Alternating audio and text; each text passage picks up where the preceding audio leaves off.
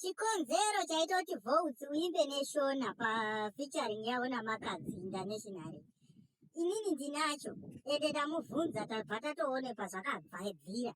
Regai muzoonere pazvakabvira. Ndo chikonzero ichi. Wamboona murungu mumwe chete anomisa chirungu nechishona here kana nechindevere kutsimbidzira kukosha kwemitauro. Kana muchiimba nemutauro, muchidanana nemutauro, muchitenga muchita mabhizimisi enyu nemutauro, izvozvo chida. Ndicho chikonzero chacho ichochichi. Ndimunoti titeererai vabereki, taakuteerera maakuti handigoni kuimba English, handigoni kutaura English. Aiwa, mukomana waimba neiyoyi wakateerera abereki, kwete zvenyu zvekuti haugoni English.